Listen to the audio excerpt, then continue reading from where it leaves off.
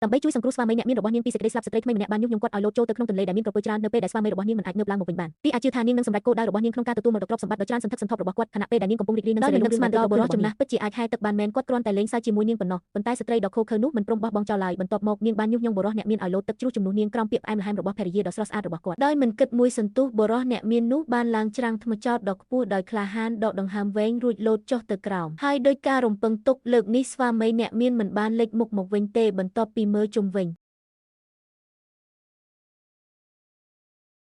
ញនាងរកប្តីរបស់នាងមិនឃើញនៅកន្លែងណាទេឃើញគម្រោងរបស់នាងទទួលបានជោគជ័យឌីអាក៏ញឹមពេលនាងកំពុងស្រមៃចង់សងសឹកនាពេលអនាគតនាងស្រាប់តែនឹកឃើញរឿងដ៏សាហាវមួយនោះគឺនាងពិតជាមិនដឹងពីរបៀបបើកបរទូកល្បឿនលឿនទេដោយឃើញទូកល្បឿនលឿនអន្តែតដោយគ្មានគោលដៅឌីអាក៏ភ័យស្លន់ស្លោហើយទាញទូរស័ព្ទរបស់នាងចេញយ៉ាងលឿនដើម្បីហៅប៉ូលីសប៉ុន្តែគ្មានសញ្ញាអ្វីទាំងអស់នៅក្នុងព្រៃបុរាណនេះដោយភ័យស្លន់ស្លោនាងបានស្រែកសុំជំនួយយ៉ាងខ្លាំងនាងស្រែកយ៉ាងខ្លាំងប៉ុន្តែគ្មានការឆ្លើយតបទេអារម្មណ៍អស់សង្ឃឹមទាំងស្រុងបានធ្វើឲ្យឌីយ៉ាភ័យខ្លាចដែលអង្គុយនៅជ្រុងមួយហើយយំយ៉ាងខ្លាំង2ម៉ោងបានកន្លងផុតទៅចាប់តាំងពីនាងជាប់នៅទីនោះដោយដឹងថានាងមិនអាចអង្គុយស្ងៀមនៅទីនោះបានទេនាងបានព្យាយាមបើកទូកល្បឿនលឿនដោយមិននឹកស្មានដល់សកម្មភាពច្របូកច្របល់របស់នាងបាននាំឲ្យនាងលើកទូកដោយចៃដន្យបន្ទាប់មកមានគ្រោះថ្នាក់ជាបន្តបន្ទាប់ដែលបណ្ដាលឲ្យទូកល្បឿនលឿនបង្កើនល្បឿនភ្លាមនាងកំពុងវិលជារង្វង់ហើយទិដ្ឋភាពភ្លាមនេះធ្វើឲ្យឌីយ៉ាភ័យខ្លាចយ៉ាងខ្លាំងរហូតដល់នាងសើមខ្លួនដោយគ្មានជំរឿផ្សេងទៀតនាងបានក្រោកឈរឡើងហើយស្រែករកជំនួយទូកល្បឿនលឿនហៀបនឹងបុកធ្មិននៅលើច្រាំង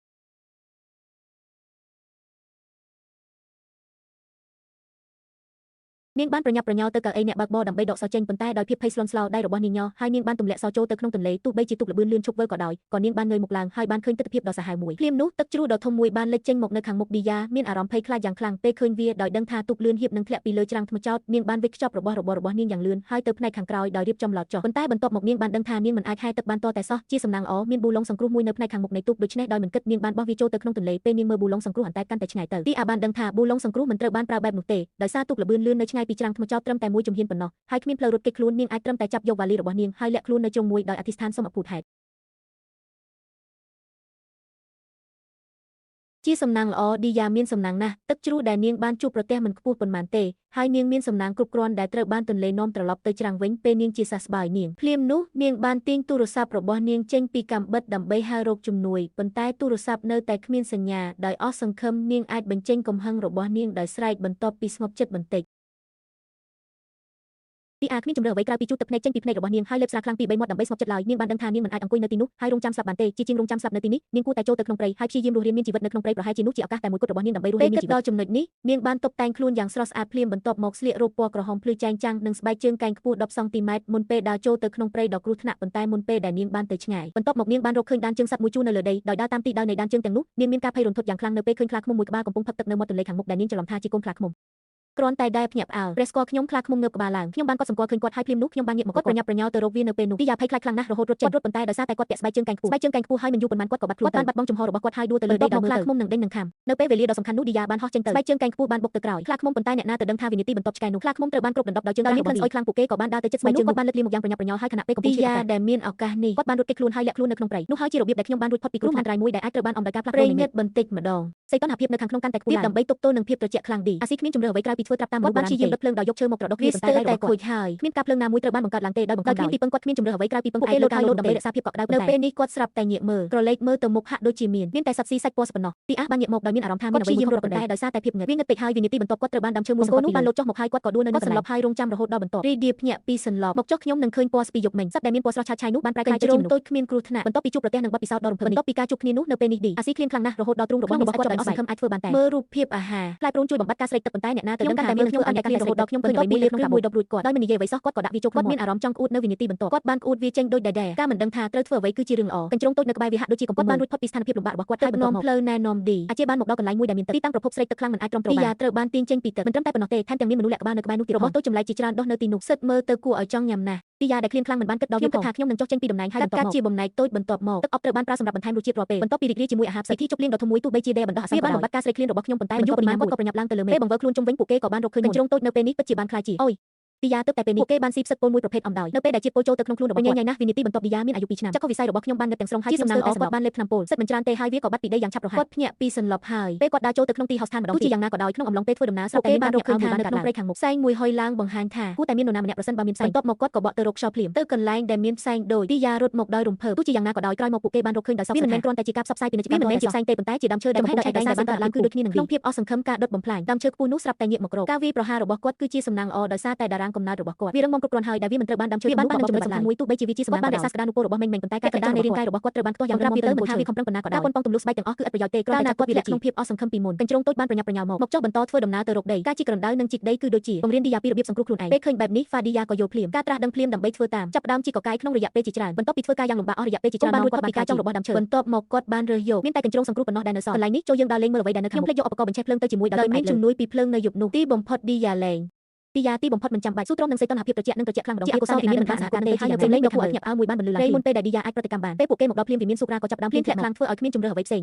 ទីយ៉ាគ្មានជំរឿអ្វីក្រៅពីយកភ្លើងបានលាក់ខ្លួននៅក្នុងរូងភ្នំមួយដោយមានបំណងចង់ដូច្នេះយើងបានចំណាយពេលមួយយប់ហើយបន្ទាប់មកគាត់ទើបតែបិទចម្លែកមួយបានក៏ដែរបន្ទាប់មកពួកគេបានរកឃើញថាមានអ្វីមួយរបស់ខ្លួនដោយមានការសង្ស័យគាត់ត្រូវបានលបួងឲ្យក្រោកឡើងហើយរុករកហើយភ័យខ្លាចយ៉ាងខ្លាំងនាងបានដឹងថាខ្លួននាងកំពុងបានបំបែកចូលទៅក្នុងរន្ធកណ្ដុរហើយឥឡូវនេះទីយ៉ាបានងាកមកហើយដើរទៅរកការនាំចេញកំពុងកើនឡើងប៉ុន្តែដោយសារតែមានច្រើនភ័យស្លន់ស្លោគាត់បានរបួសជើងចាស់របស់គាត់ចូលស្ថានភាពរបស់គាត់បានប្រជុំគ្នាយ៉ាងជិតស្និទ្ធជាមួយកណ្ដុរដោយទន្ទឹងត្រូវបានគ្របដណ្ដប់ដោយភក់ក្រាស់កណ្ដុរឈ្មោះឌីអាមានអារម្មណ៍ភ័យខ្លាចខ្លាំងណាស់គាត់បានវាចេញពីរូងចេញនំសម្លេងក្រហមទៅលើមេឃក្នុងភ្លៀងធ្លាក់ខ្លាំងគាត់មិនដែលស្រមៃថាគាត់គ្រាន់តែជានាងបានសម្លាប់ប្តីរបស់នាងហើយពិតជាត្រូវបានប្រកាសដាក់ទោសបែបនេះនឹងមកដល់នៅថ្ងៃបន្ទាប់ព្រលឹមឡើងឌីយ៉ាបានដេកលក់យ៉ាងស្កប់ស្កល់ប៉ុន្តែបន្ទាប់មកសម្លេងទុកលបឿនលឿនបានត្រូវបានដាស់ឲ្យភ្ញាក់ពីដំណេកហើយបន្ទាប់មកចុះវាបង្ហាញថាវាតាក់ទងនឹងរដ្ឋាភិបាលទុកលបឿនលឿនមួយបានបើកាត់ហើយខ្ញុំមានអារម្មណ៍គាត់បានស្រែកសុំជំនួយភ្លាមទោះជាយ៉ាងណាក៏ដោយសារតែចម្ងាយឆ្ងាយវាលុះនៅលើទុកមិនអាចជឿវាតតែសោះដោយឃើញថាខ្សែជីវិតគឺបែបនេះឯងពួកគេបានរត់គេចខ្លួនហើយឌីយ៉ាក៏ប្រញាប់ប្រញាល់នាងបានដោះសម្ពុតចេញហើយរំជុំវិញដោយមិននឹកស្មានដល់ចលនានេះពិតជាអ្នកប្រមាញ់ជាច្រើនអ្នកនៅលើទុកលបឿនលឿនមនុស្សបានគាត់សម្គាល់ឃើញគាត់ដោយជោគជ័យហើយជាសំណាងអ្នកប្រមាញ់ទាំងនេះសុទ្ធតែជាមនុស្សល្អពេលដឹងអំពីទុកលំបាករបស់ឌីយ៉ាក្រោយមកក្រុមនោះបានសន្យាភ្លាមពួកគេនឹងជួយសង្គ្រោះគាត់ហើយផ្ដល់កំប៉ុងមួយក្បាលរបស់គាត់ត្រូវបានប្រើដើម្បីបំពេញក្រពះរបស់គាត់ឌីយ៉ានៅជាមួយស្វាមីពេលពួកគេមកទីនេះដើម្បីទស្សនាស្វាមីមិនពូកែខាគាត់បានលងទឹកស្លាប់ពេលកំពុងហែលទឹកដែលនាំឲ្យគាត់ត្រូវបានជាប់នៅក្នុងព្រៃបុរាណនេះបន្ទាប់ពីលីនបរោះពេញវ័យជាច្រើនអ្នកពិតជាគាត់បានបង្កើតចិត្តណាអាក្រក់មកលើគាត់ស៊ីបើមានការមិនចុះសម្រុងគ្នាបន្តិចបន្តួចគាត់បានបង្ចូលទៅក្នុងព្រៃដើមឈើរួចរាល់ហើយគាត់ត្រូវគេប្រហារជីវិតនៅនឹងកន្លែងទើបពេលនេះទេដែលប៊ីយ៉ាដឹងខ្លួនគាត់បានដឹងថាគាត់បានឡើងលើកប៉ាល់ចោលសមុទ្រគាត់ត្រូវបានសង្គ្រោះភ្លាមហើយខ្ញុំបានព្យាយាមធ្វើការយ៉ាងលំបាកប៉ុន្តែវាមិនមានប្រយោជន៍ទេបន្ទាប់ជន់ល្មើបានដកខ្លួនចេញតើជាការព្រមានដល់ឌីយ៉ាចុះស្មោះត្រង់ទៅបើមិនដូច្នោះទេខ្ញុំនឹងឲ្យវាទៅជួបព្រះប៉ុន្តែអ្នកណាដឹងថានឹងមានអ្វីកើតឡើងចោលនោះស្រាប់តែលោតចេញមកឈាមចាស់មាត់គ្រាន់តែជាឈាមល្អមួយបងស្រីស៊ីនបានជួយដោយដំបងឡើយបងស្រីធំឡៃគឺជាប្រេនេះអ្នកកាន់ឈូសពេលបានដឹងអំពីឌីក្រោយពីត្រូវបានក្រុមចោរដេញតាមសម្លាប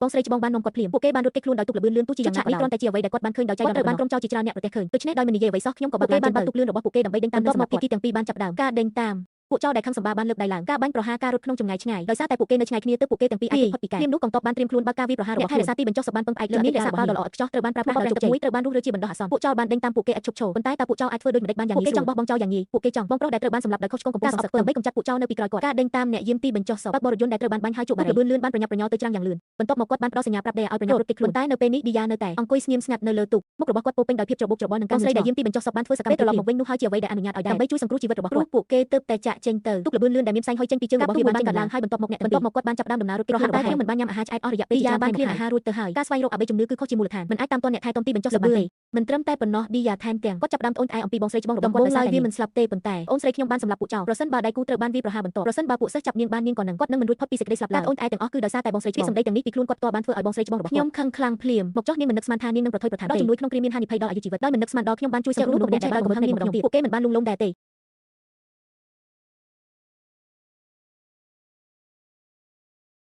រឿងនេះធ្វើឲ្យបងស្រីនោះខឹងយ៉ាងខ្លាំងហើយបន្ទាប់មកគាត់បានសម្លឹងគាត់ទាត់នឹងស៊ីឌីអាដោយមានការជិះចាប់បានអង្វរសុំសេចក្តីគេបាននិយាយថាពួកគេនឹងមិនហ៊ានទៅឆ្លើយថាឌីយ៉ាបានប្រព្រឹត្តខ្លួនរួចហើយចុះបងស្រីច្បងឥឡូវអ្នកធំពេញវ័យហើយឲ្យនាងរួចផុតពីអន្ទាក់នោះរួចក៏បន្ទាប់មកអ្នកទាំងពីរបានទៅបាត់ទឹកជ្រោះដែលខ្លាចឆ្វេងខ្ញុំបានលាងសម្អាតពួកចេញពីរាងកាយរបស់ខ្ញុំបន្ទាប់មកពួកគេបានទៅដល់ច្រាំងទន្លេខ្ញុំចង់ឃើញថាតើមានកប៉ាល់ណាឆ្លងកាត់ដែរទេពួកគេបានរងចាំតាំងពីថ្ងៃសូម្បីតែពេលយប់ក៏ខ្ញុំនៅតែមិនឃើញមានអ្នកណាដើរកាត់ដែរកប៉ាល់ជាសំណាងល្អបងស្រីច្បងមានបទពិសោធន៍ច្រើនរស់រៀនមានជីវិតនៅព្រៃទេពួកគេបានចាប់បានច្រើនអ្នកដោយមិនដឹងទីបំផុតបានបំពេញក្រពះដែលឃ្លាននោះសំណាងឌីយ៉ាមិនធ្លាប់មានពីមុនមកបន្ទាប់ពីញ៉ាំអាហារដ៏ឈ្ងុយឆ្ងាញ់រួចដល់ពេលញ៉ាំពួកគេបរិភោគឆ្អែតហើយអ្នកទាំងពីរក៏បានក្រោមឈើដើម្បីធ្វើអ្វីមួយខ្ញុំនៅមិនទាន់ក្រោកពេញមួយយប់ហើយរងចាំរហូតដល់ថ្ងៃនេះបងស្រីច្បងក៏មានអារម្មណ៍គេចាប់ដើមដាក់អន្ទាក់បែរមុខទៅរកមេឃព្រោះនាងបានទីថាចោលទាំងនោះពួកគេនឹងតាមទាន់ឆាប់នេះប៉ុន្តែនៅពេលនេះឌីយ៉ាកំពុងតែសោកដោយមិនភ័យស្លន់ស្លោខ្ញុំបានរើសយកគ្រឿងសម្អាងបន្ទាប់មកនាងបានតុបតែងមុខរបស់នាងជាសំណាងល្អបងស្រីច្បងមិនបានតាមគាត់ទេចំណេះដឹងទូទៅការប្រើប្រាស់ភ្លើងពួកគេបានដុតគំនរអស់បងស្រីច្បងដែលបានធ្វើរឿងទាំងអស់នេះបន្ទាប់មកគាត់បានផ្ដល់សញ្ញាទៅដែលឲ្យដកធ្វើជាការរំពឹងទុកភ្លើងបានឆាប់ឆេះសែងហុយឡើងយ៉ាងលឿនបន្ទាប់មកពួកគេបានបិទឈាមរបស់ចោរជាច្រើនពួកគេឲ្យមករងចាំរហូតដល់ពួកចោរពេលពួកគេរត់មកអ្នកទាំងពីរក៏មនុស្សនោះបានបាត់ខ្លួនជាយូរមកហើយដោយគ្មានដែន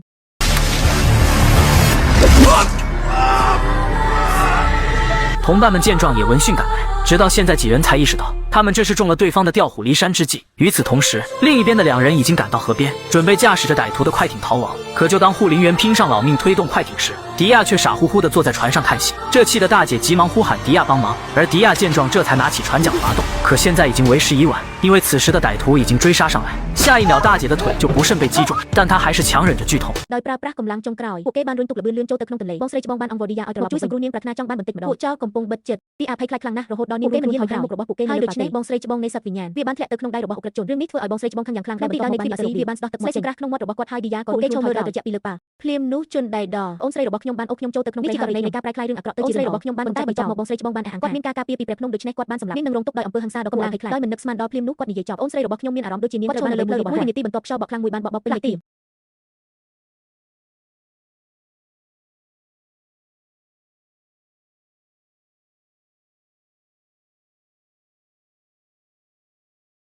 ពេលឃើញបែបនេះភ្លាមពួកចោរក៏គាត់មានការងឿងឆ្ងល់វាហាក់ដូចជាបងស្រីពិតជាមិនធម្មតាមែនដើម្បីទប់ស្កាត់កុំឲ្យសោកនាដកម្មកើតឡើងក្រុមមិនបាននិយាយអ្វីទាំងអស់គាត់ធៀបនឹងច្របាច់ក៏បងស្រីរបស់គាត់ដោយមិននឹកស្មានដល់នៅវិនាទីបន្ទាប់នាងត្រូវបានការវាប្រហារដោយលួចលាក់ពីបាក់ពួកបង្ហាញថាអូនប្រុសបានទុកចិត្តបងស្រីយ៉ាងខ្លាំងដោយមានការការពារពីព្រះភ្នំខ្ញុំព្រួយបារម្ភអំពីខ្លួនបានធ្វើឲ្យព្រះភ្នំខឹងសម្បាហើយត្រូវបានក្រុមចោរវាប្រហារយ៉ាងខុសខើគាត់បានសម្លាប់បុរសម្នាក់ដែលមានរូបរាងច្បងជាងជុំក៏បានចាប់យ៉ាងរហ័សកំភ្លើងរបស់ជនវាប្រហារបានឆ្លងកាត់ហើយវាបានប្រែក្លាយស្ថានភាពដោយជោគជ័យហើយបានស្ពែកអ្នកមួយទីត្រឡប់មកទីក្រុងវិញបន្ទាប់ពីទីក្រុងនេះឌីយ៉ាក៏បានបន្តដោយជោគជ័យទទួលមរតករាប់រយពាន់លានដុល្លារពីស្វាមីអ្នកដើម្បីបង្ហាញពីការដឹងគុណរបស់យើងចំពោះមានអំណរគុណចំពោះព្រះគុណដែលបានស្គាល់នឹងបងស្រីរបស់នាងមកធ្វើបាហើយរីករាយជាមួយពេលវេលាបន្ទាប់មកអ្នកទាំងពីរបានងាកមកវិញព្រៃដែលមិនអាចបំភ្លេចបាននេះលីនហើយបានទិញវាក្នុងតម្លៃដ៏ច្រើនអាហារច្រើនគ្រាន់ជារង្វាន់អ្នកដែលបានជួយសង្គ្រោះឌីយ៉ាកញ្ជ្រងតូចប៉ុន្តែគ្រាន់តែពេលពួកគេកំពុងរៀបចំចែកចេញកញ្ជ្រងតូចនោះដូចជាមនុស្សពេញវ័យអញ្ចឹងដូចជាអសរជនម្នាក់បានលោតឡើងដោយសម្ងាត់ទុកលបឿនលឿនបានដេញតាមពួកគេអ្នកទាំងពីរបានហៅគ្នាហើយរស់នៅជាមួយគ្នាដែលគ្មានភាពអៀនខ្មាស់ទាំងនោះហើយខ្សែភាពយន្តនេះក៏បានបញ្ចប់ដោយបែបនេះក្រុង